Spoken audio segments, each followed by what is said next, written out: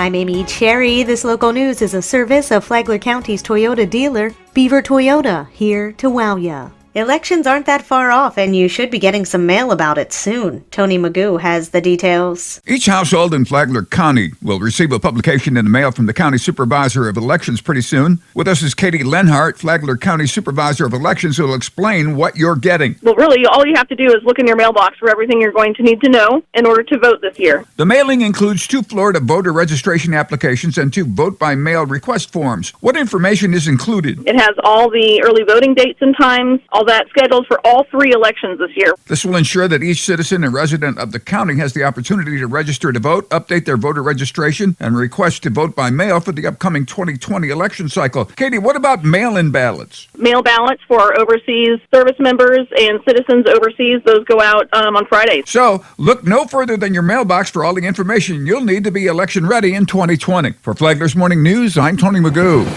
As Palm Coast deals with its decision to hold off on any new dollar stores for the next few months, one city official says there's another factor to consider. John Arking has more. Palm Coast City Council voted unanimously earlier this month to enact a 120-day moratorium on dollar stores while officials consider new regulations. Palm Coast City Councilman Nick Kloufis says while the types of food these stores sell seems to be one focus, another is the long-term effects they may have on the types of development coming into Palm Coast. It's interesting the volume of Dollar General stores and these smaller discount box stores and the property that they're acquiring, and potentially more of a land grab scenario than anything. They understand how quickly Palm Coast is growing and that these are ideal lots and that they're trying to grow their asset portfolio of property. And that is something else that we have to look at, that there isn't just a land grab going on here. And we're trying to just ensure that the diversity of retail can exist in Palm Coast, but at the same time, like you're saying, we don't want to be known as the city that has the moratorium, the city that has too many Dollar Generals. It's a delicate balance that we have to find. The moratorium will halt building permits or development orders for dollar stores while the city looks into potential legislation. From the WNZF Newsroom, I'm John Arking.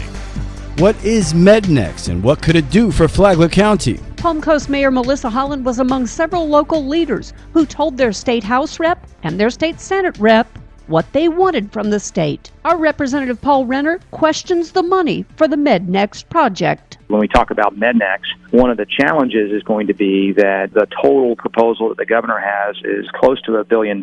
When you have to put that kind of additional money, it's got to come from somewhere. The Daytona News Journal Online reported that Holland said in a November presentation to Renner and Senator Travis Hudson that the MedNext project would bring Palm Coast Town Center a wealth of healthcare, research, education, technology, and more. To listen to all of the interview with Representative Paul Renner, download the Flagler radio app and then go to the Free for All Friday podcast. Tomorrow, Paul Renner talks about water quality. From the WNZF Newsroom, I'm Deb Albertson. Palm Coast will be looking for a new communications director. Michael Shoddy, who just took over the post about 6 months ago, resigned abruptly. He didn't give 2 weeks. He tendered his resignation and, like that, was gone. In that resignation to city manager Matt Morton, Shoddy called it the wrong move to leave entrepreneurship. He says he wants to go back to being a small business owner. The 34-year-old is responsible for starting Mad Dogs flag football in Palm Coast in 2018. Tyler Jarnigan from the city's communications office will take over for Shoddy on an interim basis until a permanent replacement is hired. And now you're up to date on Flagler's Morning News. I'm Amy Cherry.